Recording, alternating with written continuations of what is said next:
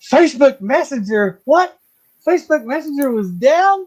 People couldn't get in. We couldn't send links. Oh, my goodness. Did anybody else have trouble with Facebook Messenger? Hey, Marcus is in the house. Michael's in the house. That strange person that lives in Everett's in the house. Sam Burns, I saw you made some purchases here recently, sir. There's Idaho Wee up there. He was the first one. Okay, I'm getting an echo. No echo. Not for me. It's okay. What out now? I don't hear any echo. Okay, this is weird. Do you have the show in the background again, Bill? I'm checking to see. Here's the Ron. YouTube in another window. Let me see. I don't hear it is on. It is on. There you go. Here we go. Okay, and John Cuppi's talking. We got new chats. Let's see. Johnny Droneflyer's in the house. Lauren's in the house. We finally found Ron. He finally got his way in. Y'all know how it was. Y'all had that Facebook Messenger. Y'all know if y'all were playing with Facebook Messenger. The mobile version of Facebook Messenger works, and you can copy and paste the link from your iPhone to your, to the desktop. That's how Sean got in. All right, I'm going to start it now. Boom.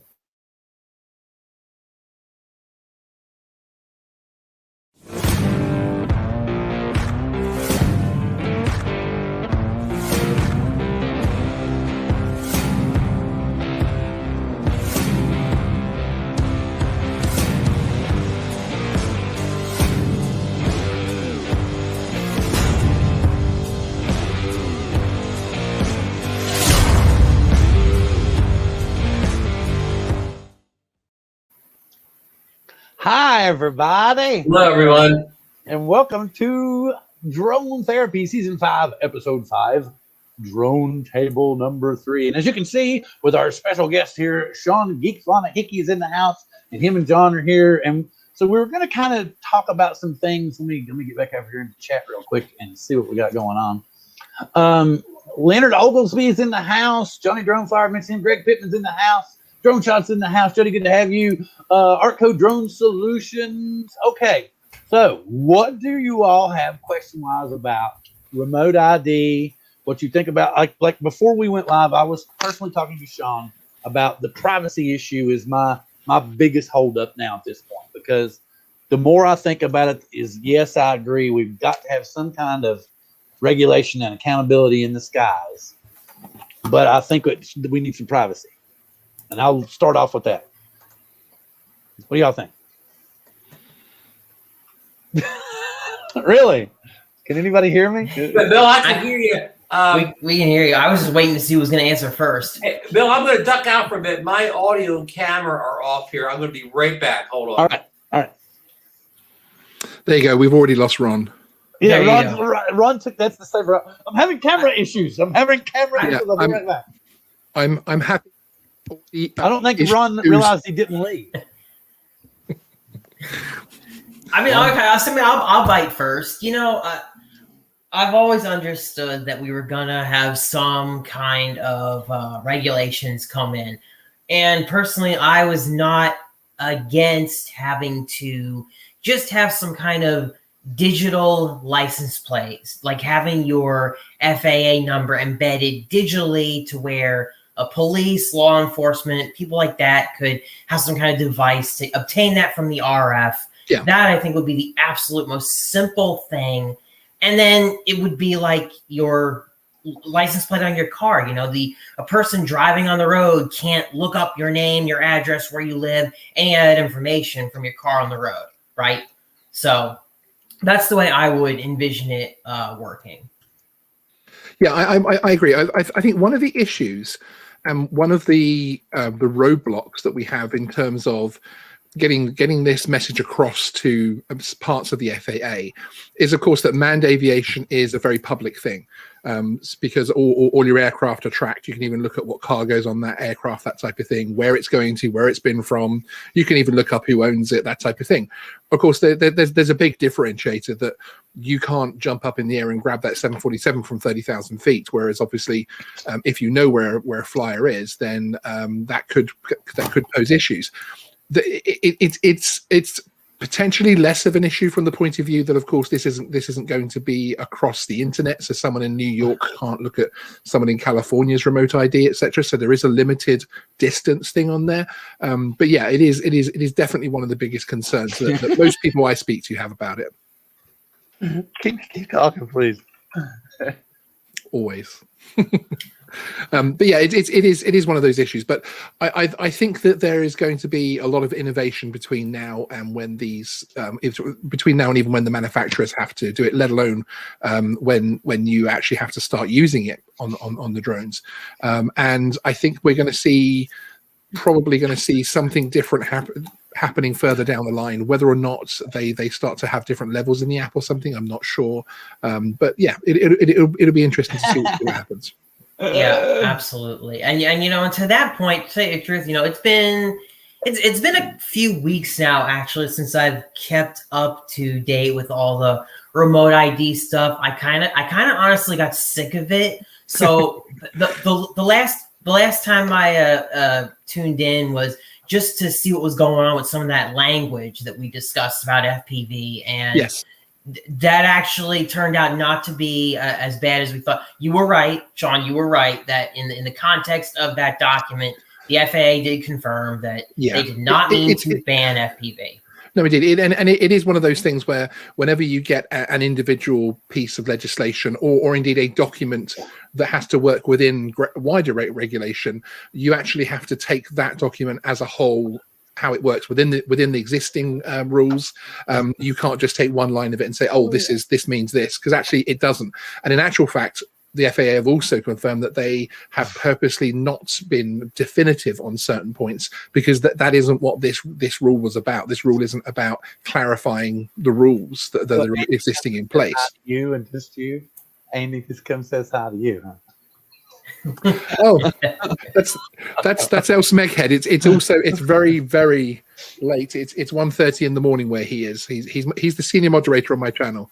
So, I just had to, because we've tracked him down on Facebook finally, so everybody knows who he is now. Awesome. So I was like, oh, you just come in and say hi. Yeah. Okay. And hi to you, Andy. I hope you're well, sir. Hey, yes. Ray. Get some sleep.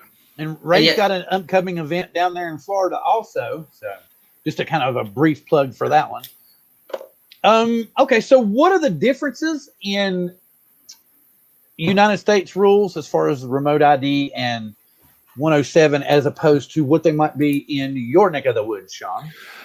Well, we've just had a wholesale change of all of our rules and regulations in terms of UAS. Everything's changed. I think a lot of it's for the better, and hobbyists get more of a look in at the moment. And yeah, everything has changed. One of the big changes, which I know will probably hit popular if they were to do it in the US, is it no longer matters why you're flying. So it doesn't matter if you're flying for a hobby or commercially. It's now about risk, basically, the risk of the flight. So it means that you don't have to have a formal qualification or a formal certification to fly for work or to monetize your channel, that type of thing. I'd say that makes a lot of sense, especially given what the community, especially recently, has been thinking about the whole, on YouTube, I need to have my Part 107. And then, I was talking to somebody who's planning on getting their 107, and they're telling me, my nearest testing center is like 100 miles away. For some people, it's miles and miles away. It's just a big inconvenience, honestly. And so, that whole thing just seemed, if they can simplify that, I'm all for that. Indeed, we're still to find out what our remote ID is going to be here in the UK specifically, but that is coming, because of course UTM is coming to the world, and all of the major worldwide regulators have to prepare for UTM, and the biggest hurdle, the biggest step towards that, of course, is remote ID. So these steps and these decisions have already been made. It's just how they take those steps that perhaps we can help influence. Can you go over UTM a little bit in case for someone that might not be like fully aware of what exactly UTM is? Different people use different words to describe it, but unmanned traffic management is a big use of UTM phrase in the US, but it actually means unified traffic management. So essentially, it's the concept of how do you bring everything together. So how do you bring drones and manned aviation together so that they can all work? So and you're even talking about going down to your hobbyist drones all the way through to commercial drones, inspection drones, delivery drones, should they ever happen, and actually bringing everything together under one system. There's a couple of systems worldwide which are competing at the moment to be the system that people choose. In actual fact, NASA are probably the furthest ahead with the UTM system than any worldwide organization, which they have actually been actively testing it in the US as well. So yeah, it's something which is coming, but it's basically to bring all drones together under the same traffic management system, but again tier it because manned aviation don't want to see all our little drones and vice versa, etc. I've got a question. So one of the things that is being pitched to the FAA right now, and I guess over the next couple years, before everyone has to completely deal with this remote ID stuff, is the concept of shielded operations. Are you familiar with that? Yes. Yeah. Okay, so for anyone who doesn't know, shielded operations basically means you fly your drone near and below the height of an object, that shields your drone from other aircraft. So, that object could be a building, a tree, a house, and you must only fly your drone within like a certain zone around that object and never go above that object's height. In that way, that's you can't hit any unmanned aircraft if you do that. So what they're trying to do is they're trying to get shielded operations to be recognized by the FAA, which would make a huge difference for FPV, because there are so many flights in FPV that never go above the tallest object in a given area. Yeah, indeed, and I know they've got something similar to that in New Zealand, or that they're talking about that, but that is one of XJet's biggest sort of things that he tries to sell to other countries, that have a tree line rule. And then allow people to do what they want below that tree line. There is obviously an issue with that from the point of view of how do you ensure that it is maintained within the tree line. But I have no issue with it. I have no issue with the thought of having shielded operations for FPV, especially, and for the Model RC flying hobby, but it's just how you ensure that it stays at that level is a very difficult thing, because of course trees that are, I don't know, 50 yards, 100 meters away, and then your tiny drone gets down there, it can be difficult to sometimes perceive exactly and to be accurate as to where your drone is in relation to the top of those trees. And if you're concentrating on that, are you concentrating on other things, etc., and that type of thing. So it's difficult, especially of course for FPV flyers who are flying. They're not necessarily, they haven't got that situational awareness of where the tops of those buildings or trees are. So there's issues there, but I think they could be worked out quite easily. Oh yeah, and and don't forget, a lot of these flights are being conducted every single day. Nothing is happening. Yeah. So it would just be nice to have a legal path to doing it. That's what we want.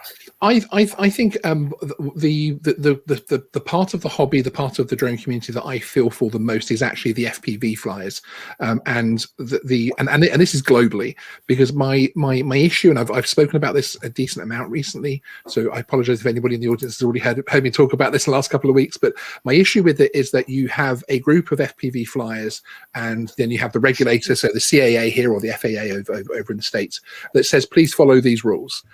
And my issue with that is that the very first rule you come to, i.e. having a spotter, ends everything. So that FPV flyer cannot get past that first rule. So why are they necessarily going to start following all of the other rules that come in behind that, basically? So I would like to see some kind of change, some kind of realization from the regulators that FPV flyers fly without spotters, and really recognize that, and actually recognize how safe they've been flying for decades like that, and really look at changing that specific rule so that then perhaps the FPV flyers will feel more like they want to come into the rest of the rules because they're not being turned away at that very first thing they do when they go to fly.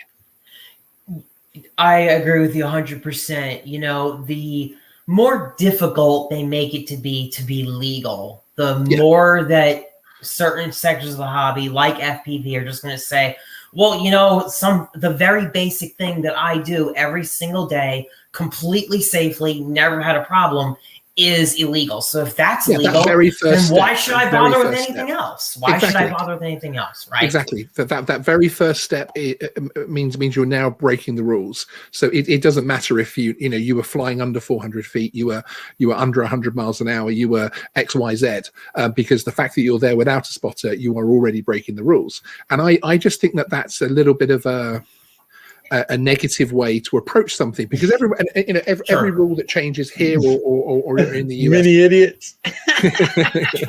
Sure. No, I agree with you. You know, it's not really in your best interest to break all the rules just because you might be breaking one or the other. I've disagreed with that. You know, I'm registered, okay, and I've flown before without a spotter. I'll admit it. Okay, I've flown before without a spotter. So, but years ago, years and years I did ago. that way out of years and years ago on a small island in the Pacific Ocean. Exactly. Following a plane crash where myself and some other survivors finally worked out that were we even really on an island? Well past the what do you call it? Show. Well past the statute of limitations on that one, right? Yes. This was like 5 years in ago. fact, it's so far past statute of limitations. Wasn't it a different life? Wasn't that a former life of yours that you regressed to under therapy? Absolutely. There you go. I was saying to this was that Mike had told us last night on his show that one of the fines that they hit him for $1,500 for was, get this, drum roll please, the fact that the DJI app said that he was flying in excessive winds and land immediately. Yes. Can you believe that, man? Yes, because the app it's in the law. Now, it is the law. So I absolutely can believe that. The issue, the single issue that you have with that, and I had a lawyer, Steve Leto, who very kindly allowed me to clip part of his video and I put it out on my channel, where he explained the key issue with that particular situation in Philadelphia. And it's the same as the guys who race around Manhattan Island and they basically race around in their cars trying to get all the green lights. And there's huge YouTube channels just focused on this. And they always ensure that they post their videos where you can't identify people and, the times and the car and that type of thing. And they also post it, whether they do or not, a day after the statute of limitations. So the issue that you have with any kind of prosecution, with any kind of fine, that type of thing, where you're not in front of a law enforcement officer who is going to prosecute you, is proving when it happened. And of course, when you live stream and you have your telemetry and everything else like that, you are giving the evidence over to them. And that's why it happened, which is why you don't see a lot of these drone channels that have the range tests and that type of thing. It would be impossible to prosecute for a number of reasons. But that was almost a perfect storm in Philadelphia. But the reason I'm saying this, you get it, bad weather, perfect storm. Come on. Yeah, good one. Yeah. That was a really great segment, by the way. I lived just like 11 miles out of New York City for all my life, and I never knew that people actually did that. The Manhattan Loop. It's crazy, isn't it? It is. It's insane. It's crazy. I drank all this coffee before coming on here tonight, so I'm definitely. Yeah, he said he was very awake. Yeah, I was a little bit sleepy last time. I apologize. No, that was great, and it does definitely make you think. Okay, so that's be careful what you post on YouTube. Okay, but I get that part. But why? Because the app itself was giving the warning, was that it's the how you penalty? react. It's how you react. If the software is giving you a warning, it would be the same as a pilot. If a pilot of a 747 ignored safety warnings on his screens and carried on flying the same way he's flying, he would be prosecuted 100%. Right, but regulations mandate that those are present in his plane. There's no regulation that says that has to be in a DJI drone. Yes. But you see, safe flight is the thing here. And you have to look at the LA issue where the chap hit the helicopter, and he was the first guy under federal law to be charged specifically for reckless endangerment with a UAS, reckless flight with a UAS, the first specific charge of that type. And that's what's going to be used a lot more. In the UK here, we have Article 241 of our air navigation order, which basically states you must fly your UAS or any aircraft, in fact, safely at all times where you are not risking people or buildings. The issue you have there is that then that then has to be tested in court. So arguably, in the Philadelphia situation, that pilot could move forward and appeal and spend tens of thousands of dollars, and Right. he might get a good outcome on one or two of those situations. Right. But you know, until it's tested in court, you either have to pay the fine, negotiate, or you know, move on. And can I also add, you know, going back to what the lawyer mentioned in that video that you put up, Sean, what was the most important thing? It's the when. When did it occur? Yes. And yes. those flights were live. And because they were live, you could literally go and check what was the wind speed in Philadelphia at that time. Is Indeed. that warning legitimate? And, you know, they have it. So it's not even just that the warning was up on the screen. It's that it was live and they were able to figure it out literally in real time. There is actually a legal argument, which I will not put forward right now because I don't want to give the hobby or perhaps the more controversial side of the hobby an excuse here. There is an argument and a way that I believe that those fines could go away. And it is about the way that YouTube works and a couple of different factors. And I actually think that it would be fairly simple with a decent lawyer to send a singular letter which would create an argument which would put enough doubt on those fines that they would be wiped away. Personally, that's just my personal opinion. So it is about whether or not you fight the system, of course, and fighting any system is very, very expensive. So I can understand that. I'm curious. I just want to pick it. Are you talking about like the 8th Amendment, unreasonable fines, or okay? So I was actually thinking that might be considered unreasonable. No, you could take away. I believe there is an argument where you can take away the when, and you can take away the certainty of the when. Okay. And by doing that, because it's then it then becomes an on or about charge, it's very, very difficult to prove unless there was a physical officer in the area at the time, which we know there isn't. Gotcha. Yeah, basically, you just don't show your telemetry, and you'll actually save yourself half the risk.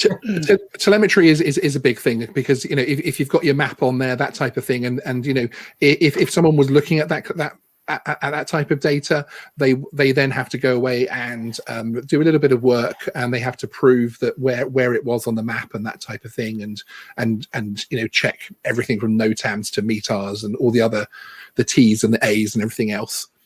Right. Exactly.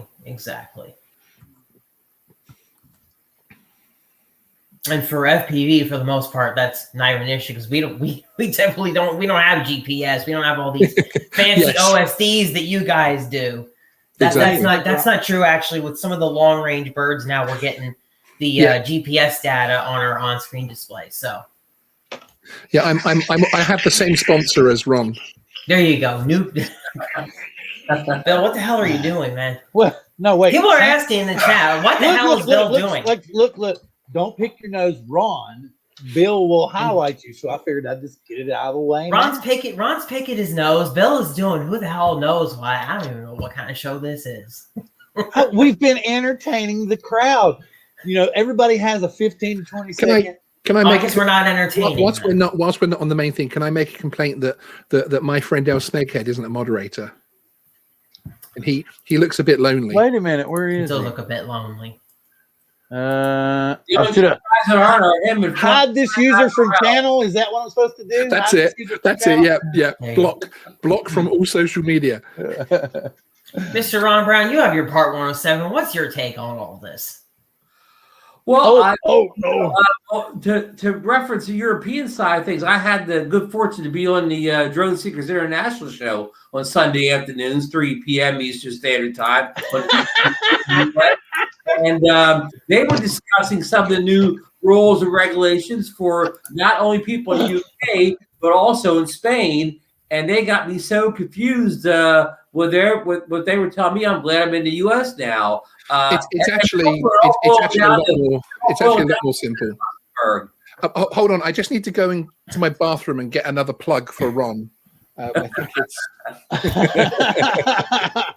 Oh, look at this! What you do, Sean, you have to go get my check that's coming in the mail for that. That's it.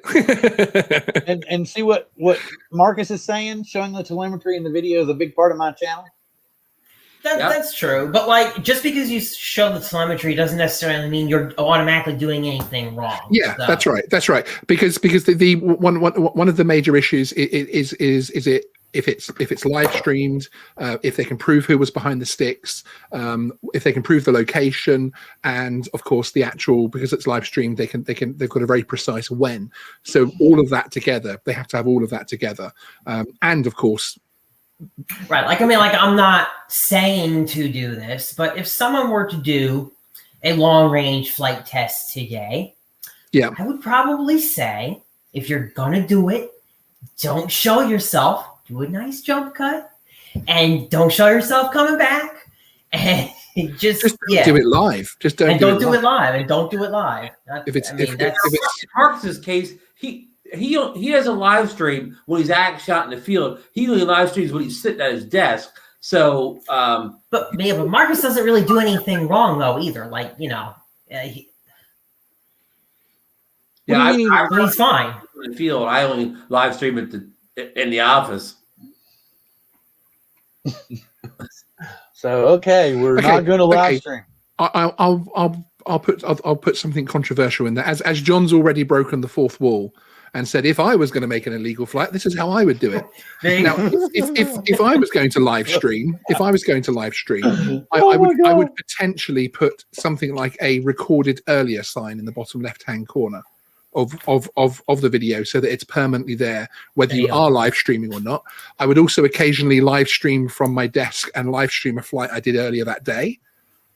So that it's technically still live streamed, but it's not live, and then create that amount of doubt, basically. What about that? I mean, like, what if you go to do a flight and then suddenly on the ground in front of you, an SD card appears that has just the flight that you needed for that part of your video? I think that, that could happen. And if it does, it would be worth noting. I found this on the ground. And I decided to include this great footage for you guys. What's that disclaimer those guys say? The views and opinions expressed by the panel are not necessarily the views and opinions of Coast to Coast Drones or Geeksvana. Or John Cuppi or Ron Brown. So we're all just randomly spouting off with the mouth. I think these things are worth, talking about. Because, for sure. I mean, that's the whole purpose. That's why I like doing things like the drone table. It doesn't necessarily have to be just about remote ID. We can bring up Insta360 and all of the new news about it. Well, before we get into that, I want to bring up some kind of related to the remote ID stuff. So, like, at the moment, I'm kind of taking a step back, and you still need to stay on top of this stuff. But at least here in America, it's going to be about 2.5 years before the self-builders even have to think necessarily about complying with remote ID. Yeah. I'm actually considering buying parts to build a drone that's going to be above 250 grams, because I said to myself, why am I so focused? I want one of those long-range rigs. That's what I'm looking at as my next thing. Yeah. That you put the Insta360 on. I want one of those. And I was looking at some of the under 250 gram ones, and they're good, they're nice. But then I see you can do this in the 5-inch form factor, and there's some really lightweight frames out there. They're not going to get me under 250 grams. But I said to myself, I can get this thing and enjoy it for 2.5 years before even thinking about any of this. So like everyone's so hyper focused on this 250 gram thing, but you don't need to panic about it yet. You really, really, really don't need to panic about it yet. No, that's right. And we've got a lot of time between now and then. Should I tell you something that you should panic about for the future of remote ID? Sure. Okay. Sure. This is just me with my brain taking things apart way too much. Okay, so Bluetooth is going to be one of the recognized ways to transmit the remote ID. And remote ID, of course, the idea will be that if you don't have a chip, then your drone shouldn't, or if the remote ID isn't able to function, then your drone shouldn't lift off the ground and that type of thing. Right.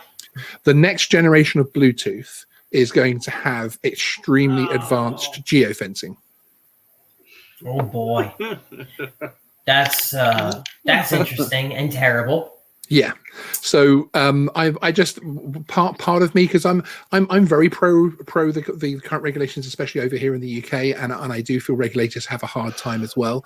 But that does concern me from the point of view of because it's being developed from the point of view of smart cities, and it's similar to what stops your supermarket trolley leaving a car park and that type of thing. That it just stops because it knows that it's going too far.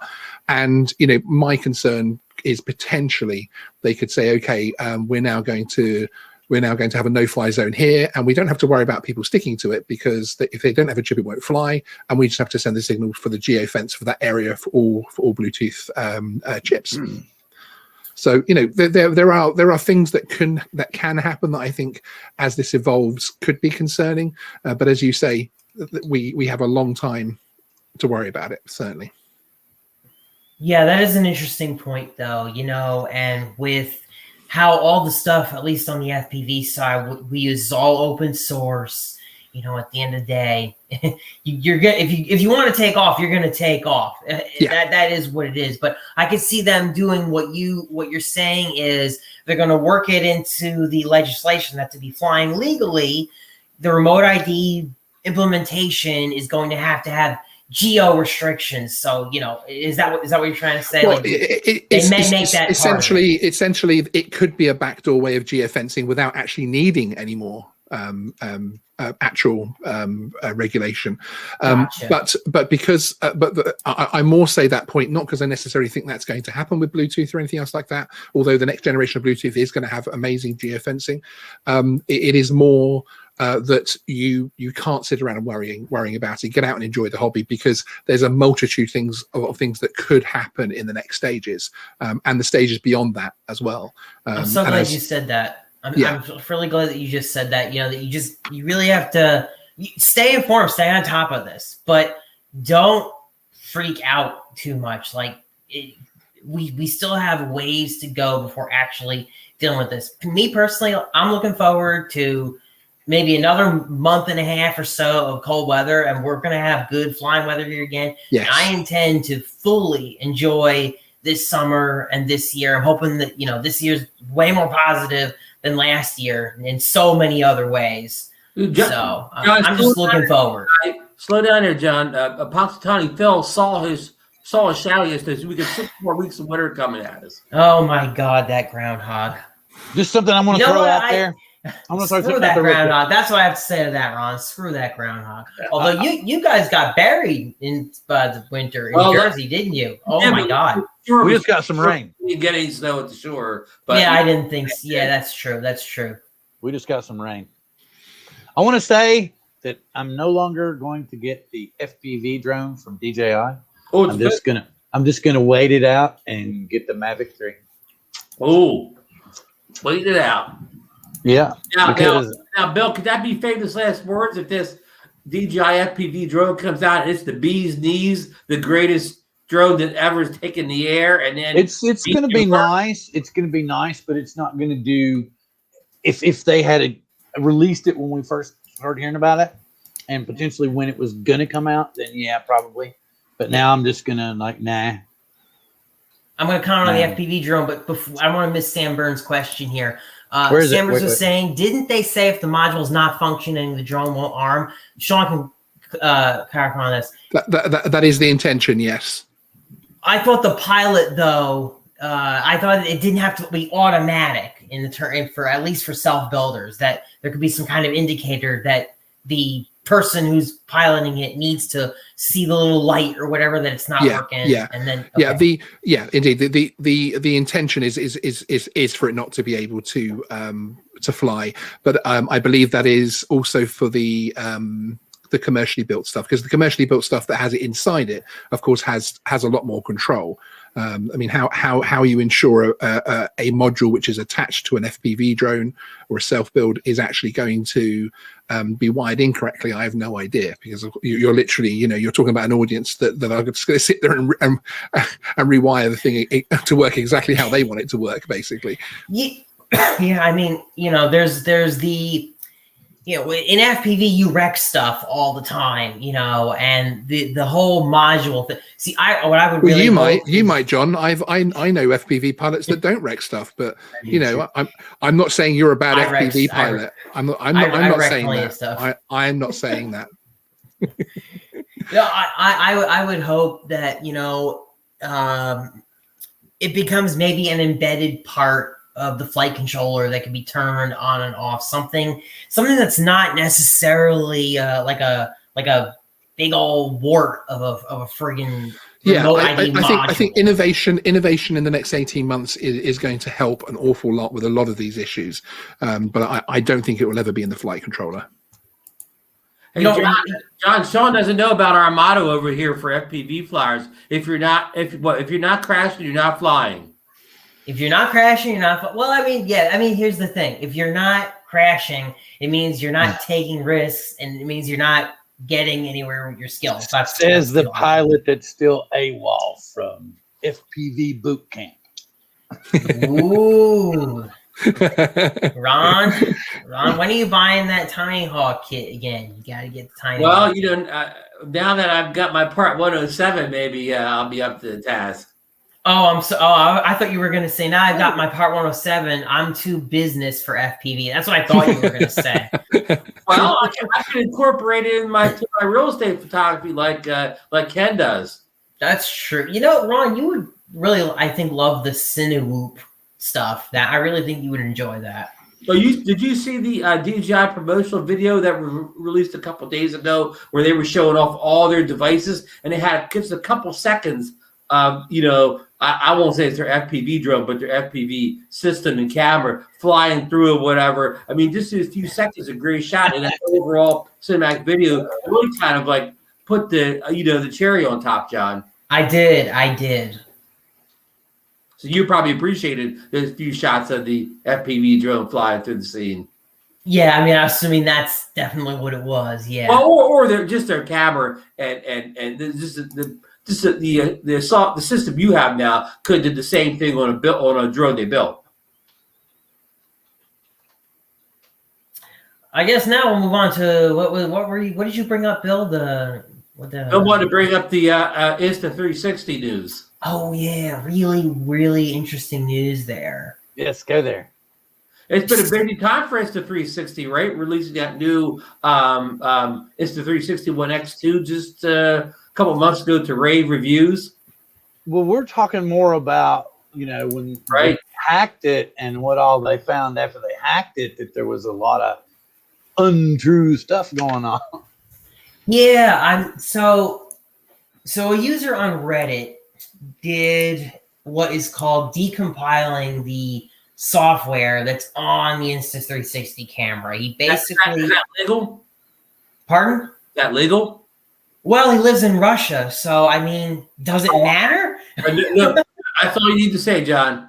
Yeah, I mean, the guy who posted literally said, with love from Russia. So it really doesn't matter over there what they do with RIP. But anyway, so he decompiled it, and what he found was that it used a lot of what is called GPL software, general public license software, and there's there's stuff that you're supposed to do. Just without getting too into it, there's stuff that you're supposed to do if you're going to use that software. And Insta360, depending on how they're using it, may or may not have to address it to continue to use it legally. They are a Chinese company, though, I believe. So I don't know how much leg room they have to, escape dealing with it. But it's not good that they're doing that. Okay, people work hard on this software. Like a lot of people don't even realize, but so many embedded devices run software, free open source software, made by people who deserve to be credited for that work and who deserve the licenses for this software to be respected and used properly. And the fact that Insta360 may be crapping on it is just not good. It's just not good.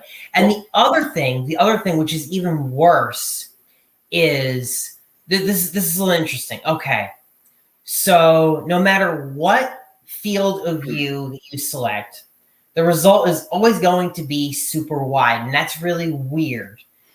Let me go over this post here. Basically, in any 1R 4K camera, the 2.7K 100 FPS is fake. The sensor can perform full HD only. That's what this person alleges, okay? So if you think you're getting 2.7, you think you're getting it, you're not getting it. That's what this guy is claiming. And that's terrible. That's literally just like false advertising. And this kills me that this was uncovered, if it's really all true, because Insta360 is really one of the only companies besides RunCam who makes cameras for the FPV community, for us. GoPro has kind of just not cared about us. And in fact, GoPro dealt a pretty deadly blow to some of the cameras when they took away the ability to change the ProTune settings in their app, which really hurts configuration of the Session 5, which hurts configuration of what is called decased or naked GoPros. There's no way to change the settings after you've decased the GoPro and removed the screen because they took it out of the app. And people cried. They bitched really hard, like, why did you do this, GoPro? And they were like, it's intentional. It was intentional. They're not changing it. It's not coming back. So I should sell my Insta360 One X2 tomorrow then, John. It's really hard to support a company that is allegedly completely BSing on their specs. It is possible that it is a bug. The user who found this pointed out, saying that this could actually be a bug, that they are just stupid and don't realize, and it could possibly be fixed, but I don't know. Well, maybe this will get Insta360 to the same list that DJI is with the U.S. government.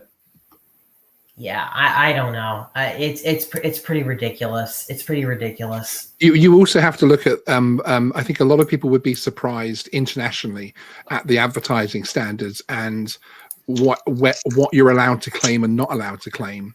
Things like 0 calorie doesn't actually have to be a 0 calorie product, and that's so it's. I think that there might be some skirting in the edges and some claims that, as long as it's effectively delivers the claim, that type of thing. So yeah, it will be interesting to see how they deal with it. So yeah, it will definitely. With John, probably almost any device that we use stretches the truth and makes some sort of false claim. We're just picking on one company because somebody took their thing apart. But again, we could probably take it away. Yeah, I went apart. I could find some sort of small. Oh yeah. False claim. Oh yeah, absolutely. And you also have to. I mean, the journalist inside of me also doesn't like the fact that you've got Insta360 who are coming up in the world, who are on every YouTube channel, whether it's skateboarding or droning or it's a really big growth product, and then suddenly a Russian Redditor is bringing out spurious claims, and the journalist in me thinks, okay, this isn't a this isn't, I don't know, NASA taking that camera apart and saying, hey guys, this camera isn't what we think what they're telling you it is. This is the other side of social media, which is good because whistleblowing is great, but it needs peer testing, and it needs to be taken apart by a Joshua Bardwell type person to have it really analysed and to see if the claims stack up. Because just something in my mind, as I say, just sort of it scratches at my head when I see things like that, especially when you look at the ascent they're going through as a product at the moment, which of course is fantastic. It's great to see products doing well out there. I agree. This is an interesting story, but we do need to take it with a grain of salt at the moment because we just don't have well-established sources. Yeah. I mean, it's sorry to talk over you, Ron. It's not like the Mavic 3 that we know is definitely coming because it's on Ron's table right next to him. I mean, exactly. Ron, we've got a part 107 question for you because I don't have my 107. You want to read it out loud? Yes. Okay. So, RC Funds Diversions asks, "Can I fly into a national park if I take off outside the national park and land outside the national park?" So he just wants to fly over the airspace of the national park, but he doesn't actually want to either land or, he doesn't want to take off or land on the state park property. Mm-hmm. That is an interesting question, isn't it? And I would say, I don't remember studying that specific question. So it would be kind of like using all the different rules and regs that you read throughout. And I would say, yes, he could do that. I'm going to have to go ahead and disagree with you just a little slightly there, Ron, because I'm going to use my state here of Missouri as a good example of that. Generally, the answer is probably yes, but you should check the airspace before you do that because you have cases like the St. Louis Arch, which is a national park, but that is completely restricted airspace. So if you were to assume that, well, as long as I stay, launch away from the arch, I can fly over it. But there are many national parks that do not have airspace restrictions over it. So check the airspace. Basically. John, I did assume he was going to do what every Part 107 pilot would have done and got his VFR sectional charts out and studied that airspace above the national park before he even decided to launch it. There you go. Now that's it. A lot of national parks happen to be in national forests. True. So where are you going to take off from? That's going to be one hell of a battery. No power loops at the arch, Sam Burns. No power loops at the arch, Sam Burns. I'm sorry. Very sad. Very sad. Ken Heron got to fly the arch before it got banned. That lucky son of a gun. He got to fly it before it got banned. Yeah, waivers are possible. He could apply for the waiver. You never know. You could get lucky. Right, but we're not talking about a waiver here. At least I think we're not. Okay, waivers are out of the question. At least not in the context of the question. Well, the thing about it is, if it's not illegal, you're going to get busted as a 107. Yeah, the wording of the actual policy memorandum is launching, landing, or operating an unmanned aircraft from or on lands and waters administrated by the National Park Service within the boundaries of insert name of park is prohibited except as approved in writing by the superintendent. And that's under 36 CFR 1.5 I think Greg Pittman makes a really good point as well. Which about superintendent of the park or of the specific park? Yeah, that's right. I think Greg Pittman makes a really good point. You can fly over a place that doesn't have airspace restricted, but if you crash, then that's really bad news for you. Really, really bad news for you if they don't want drones landing or launching from within the park. So that's another something. But you see, the MPS website wording actually states that this ban applies to the launching, landing, and operation of unmanned aircraft on lands and waters administrated by the MPS. The word operation makes me wonder that covers, because it's not that applies to launching and landing. It's launching, landing, and operation of unmanned aircraft on lands and waters administrated by the MPS. So the wording is probably deliberately wide. But as I say, it is actually backed up under federal law. So it's one that you have to choose carefully to mess with. Oh yeah, absolutely, absolutely. Well, so, but like here, which is it's a little different.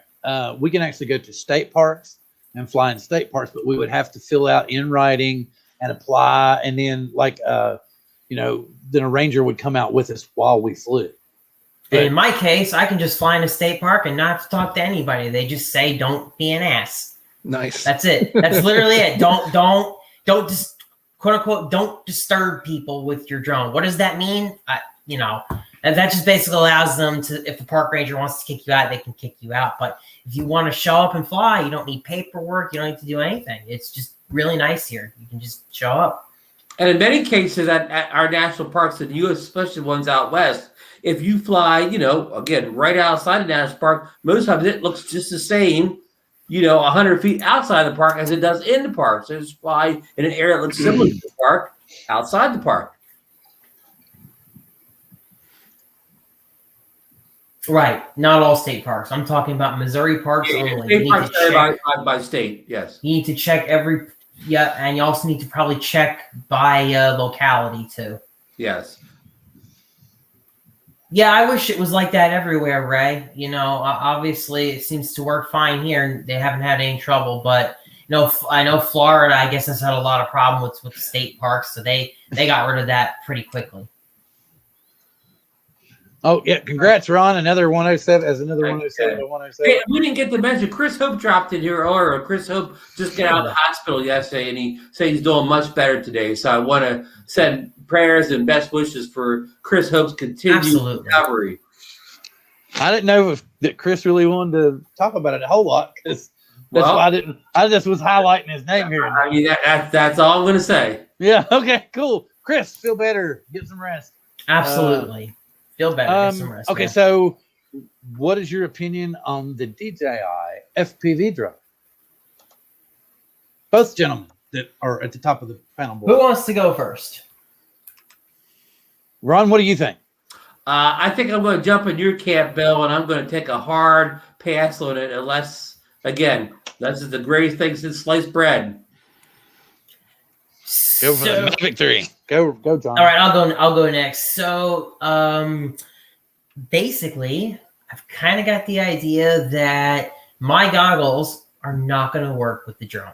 That 100%. Means yeah. So I'm going to have to buy the whole kit, sell my old goggles, do that jazz or whatever. So, that already kind of increases barrier of entry for me. And the more I've thought about it, the more I think about it, I just don't really need a drone like that to do what I want to do. Like I was talking about earlier, this long range 4-inch category where you put a lightweight cinematic camera, a D-case GoPro on it. I'm really loving that stuff. And that's what I want to build. He's got a house in Missouri now. Oh my God, dude. I've been living here for about 2 years now, dude. Yep. 2 years now, dude. I left New Jersey. Cost of living is too high, man. New Jersey is one of the states with the highest rate of people moving out of the state. That's right, Ron. There have a lot of people fleeing. Well, California, New Jersey, the top 2 fleeing states. Yep. Part of the reason that I don't want that new FPV drone is thanks to that hinted leak by Bardwell when he was talking about the specific transmission system that he couldn't talk about that was within the DJI goggles. And DJI only uses one transmission system. And they just OcuSync 3.0, you mean? Yeah, exactly. Yeah. So well, it is 100% OcuSync 3.0. I think that's certainly known. Well, that's going to lead to a new smart controller. Yes. Which is going to lead another thing going along with the drone. And so basically, I'm like, they're going to have a combo deal with the smart controller, and where that FPV drone is so expensive, it's already running $1,600. I figure the DJI drone with the controller is probably going to be $1,700, $2,000 with the controller. So, I mean, I'm not saying that I'll never pick it up, but like right now, I just feel like I don't know. In the beginning, I was like, "Ooh, this looks really cool," but my focus has shifted toward something else. Bill, can I ask you a follow-up question on the Mavic 3? Yeah. You mentioned about a new smart controller for it with OcuSync 0.3 built into. Since we think this may be a pretty premium device overall, Mavic 3, do you think the Mavic 3 will ship with a smart controller and they'll just get rid of the standard Mavic controller we become used to over the years? Or do you think it'll come with a Mavic controller in the box? Yes, he can. He can. He can do it. It's Crystal's birthday, and John's got to give everybody an announcement. It's Crystal's birthday, and she wants me to ask all of you guys to go subscribe to her channel because she's really trying to get subscribed. Did you put the link in the chat, John? She has a custom URL. Yeah, she needs a custom URL. Put the link in the chat, John. I will throw the link in the chat. If you guys could subscribe for her birthday, I would really appreciate that. It's got booty. It's got booty. I think they know it's got booty. It's got pole booty. Well, my friend's booties are on it too. Oh, okay. It's got friends' booties. It's got whoop booty. It's got whoop booty, right? They're saying happy birthday. Yeah. Does it have whoop booty? Maybe the whole chat can sing happy birthday. It's got whoop booty. Here you go. The chat's breaking out into happy birthday. Oh, okay, cool.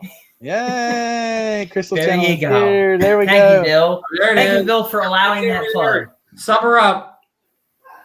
Now, where the hell did this go? Like I said, but no, or you got whoop booty. Which channel's got the whoop booty?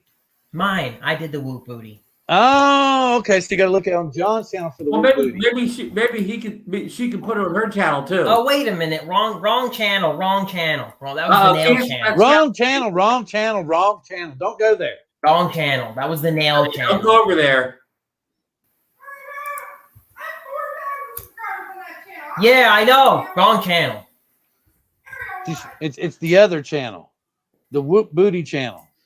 Okay. In the meantime, Ron and I have agreed we don't want the FPV drone. We're waiting for the Mavic 3. What is your opinion, Sean?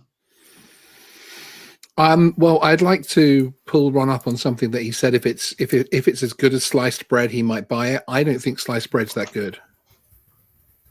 Well, that's an opinion. It certainly is. Yeah. But no, I'm interested more from the story behind DJI at the moment, and how certain issues are going to impact product launches, which they already have, of course, and how though future releases will be impacted as well, and to see how their strategy changes. So I think there's a wider interest in DJI for me necessarily than any other specific drones. The FPV drone for me personally, I could see a reason to get it. I'm not sure I want to start putting goggles on though when I fly. But obviously the Mavic 3 is something, whatever they actually call it in the end, because I'm not sure it will even have the Mavic name. I think it will be an exciting drone. Why would they leave the Mavic name though? Well, why didn't they put the Mavic name on the Mini? Because I don't think that they wanted it to be. They didn't. They wanted people to think that it was cheaper, more attainable. They think but it's still the Mavic form factor. But I get that. And you know, dropping the Osmo name and that type of thing. And you know, I think that there is something deeper from a strategy point of view. That if you look at everything that's going on, both that's been enforced on them and the choices they're making, I think there's something bigger from a strategy point of view coming.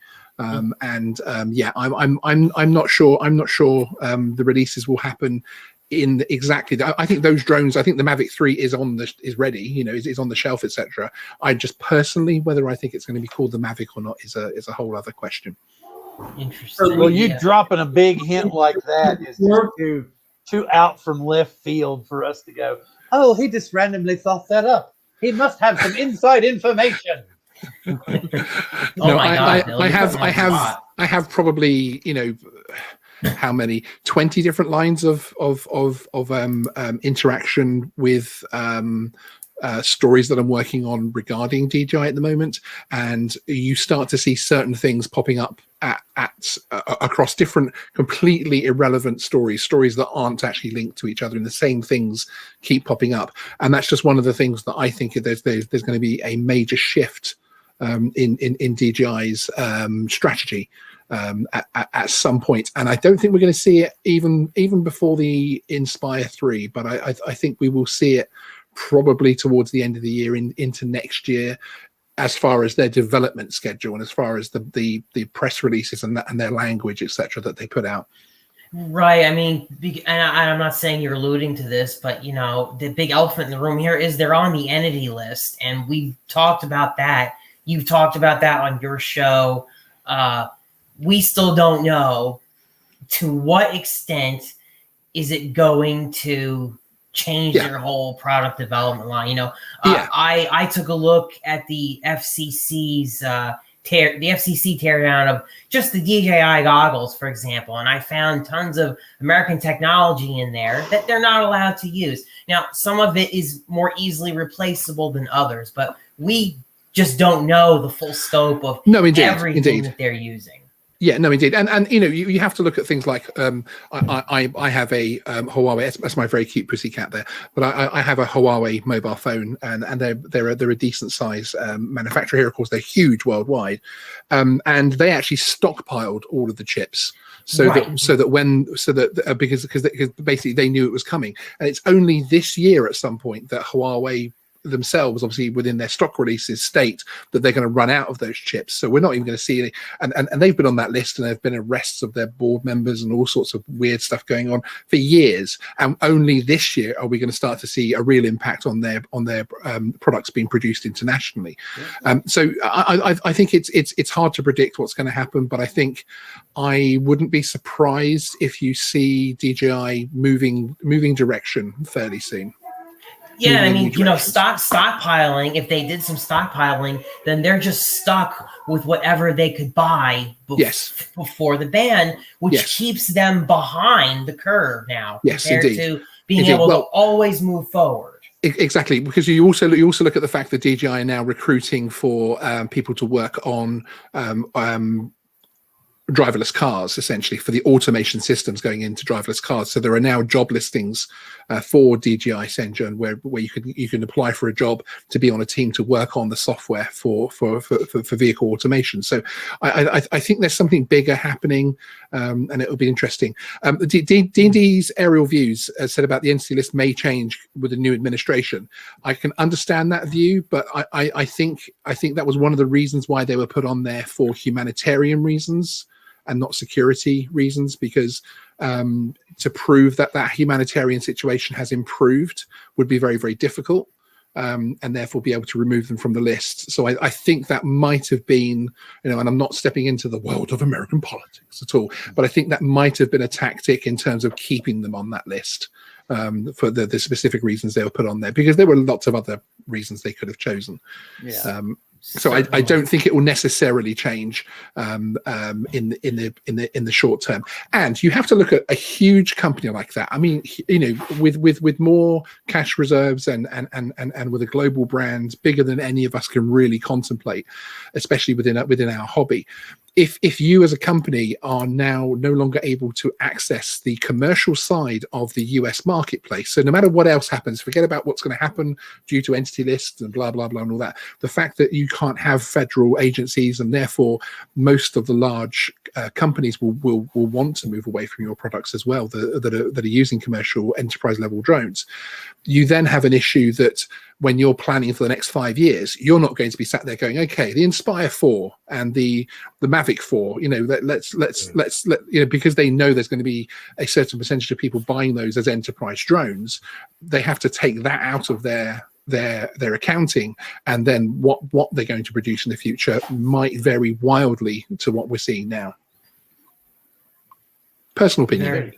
I agree. I agree. I think that's a excellent which has very little to do with your question regarding what do I think about the FPV drone. Well, I think you basically said it's all relevant, though. Playing off your response there, do you think DJI being on the entity list for the U.S. will help other companies such as Parrot with their enterprise drones get more of a foothold in this country? I think we are seeing at the moment in my opinion, the enterprise drone market in the United States is kind of at the model sort of T stage with the little dude with his flag walking in front of it. It's so early on that I think the big names of the future of commercial drones in the United States and therefore globally aren't necessarily even known yet. I think the Parrot move with the Parrot in for USA, that was a very specific meandering in their strategy to release funds. Essentially, so Parrot drones had the ANAFI. It's not doing very well on a consumer level. They obviously had financial issues. They cut back their workforce over in France fairly heavily. So they needed to do something. They have this IP of what is actually a cool little drone. And they have a lot of IP regarding waypoints and mapping and that type of thing. So they obviously needed to make some money from that, essentially. So the deal they did with the American Aerospace Company to transfer the French IP inside the United States, and therefore it then becomes a USA a designated enterprise drone, is a very specific deal. And it will be very interesting to see whether Parrot do anything more on that side of things, because there's a lot of people taking pieces of that pie, basically. But whereas you then get something like Skydio, of course, that's a completely different case, and a completely different can of worms. Yeah, but $1,500. Sean, it's kind of, in the enterprise drone space in the U.S. is kind of like an American term. It's like the Wild West over here. 100%. Yeah. You know, and you know, it's too hard to get a read on who's going to 5-10 years down the road who's going to be the player. It's a little bit like and you have to understand that there are major players sitting behind the scenes waiting for certain things to happen. It's similar to here in the UK. We have a really fantastic little app called the Drone Assist app, and this was first of all developed by a company called Altitude Angel, and it was done with our National Air Traffic Service. And I'll just boot it up very quickly, and it's really great because as a hobbyist you can look on here and it will show you your location, and it will tell you where all the flight zones are, where all the airports are, that type of thing. I can even log my flight on here and warn other people that I'm flying. If I zoom in, it will even give me ground hazards. It will show me where schools are and railway tracks and that type of thing. So it's a really great little app.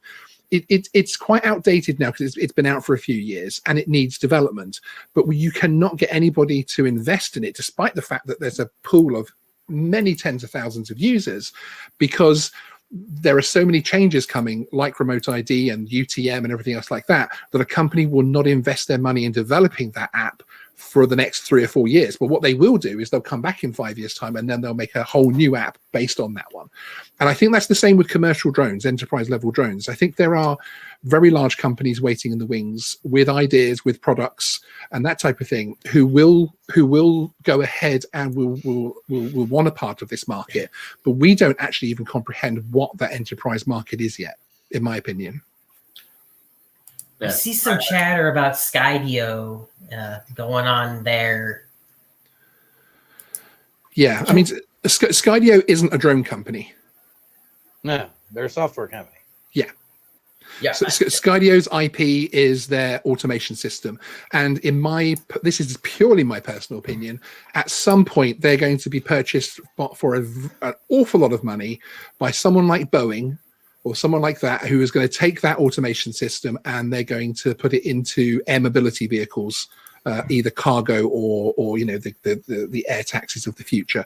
So I think that's where the value in Skydio is, because again, you're looking at a company that has not struggled, but they've certainly taken their time to get the product out there to people who have back ordered and that type of thing. There are people, I still haven't got my Skydio, etc. It's got a lot better, obviously, since they ramped things up.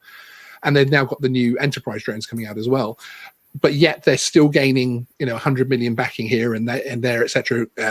Appointing very influential board members and lobbyists in Washington DC, and that tells you with the size of investment they're getting compared to how the level of upscaling in production. It tells you that it isn't the drone that the investors are after, basically. So I think, again, I'm not sure whether DJI will be the player it is now in 5 years' time. I'm not sure whether Parrot will even do another drone necessarily. And I think someone like Skydio, may not even be in a drone company in 5 or 6 years' time. Absolutely could possibly happen. And can I just say that Skydio is looked at as the American. I'm not trying to be mean to anybody here, but Skydio is touted as the all-American drone. But the reality is that yes, while the parts are assembled here, it's still not all 100% American. Like the guts are all still made over there in China, and then they're brought over here to be assembled, or at least some of them are. Some of them still are. It's not 100%. Yeah. So, what happened with DJI is the Chinese government is utilizing their tech for, allegedly the bad stuff. Let's just leave it at that. And that could theoretically happen to any company in China, any company doing business in China. They could technically try to do that. Yeah, although there is a key differential from the point of view that there are two specific laws in China that basically mean that any company of a certain size has to open its books and share all data with the Secret Service. And there is also a 2017 law in China that states that no private individual can refuse to spy on behalf of the state. So the issue then is that if you've got companies that are building within that kind of atmosphere, if any foreign government has an issue with that government, they're not going to trust it. However, if you scoop up all those Chinese parts, and it's similar to how Parrot did, and you go over to a highly trusted aerospace company, American aerospace company, which is builds parts for the F-35 and all sorts of warships, etc., and you give them all those chips, and you say, okay, now you go build me that drone in a way that I know those chips have not been coded. There's no secret software. There's no backdoors. There's nothing, so that we know this works and that it's safe. And then you have a USA product essentially. So it is more about. It's not even about the fact that where those parts are from. It's about how they're put together and how all the software is coded. That gives that special differential that I think is actually worthwhile fighting for. Not just because of the jobs it brings and the hopeful innovation it brings, but yeah, just the fact that yes, you then have drones that someone can invest in the Skydio X2, for instance, and they can pretty much be 100% sure that in 4 years' time there isn't going to be some list somewhere or something that means they can no longer use that in their federal contracts. And then that person's gonna have to reinvest all that money on another drone company that comes out, etc. So yeah.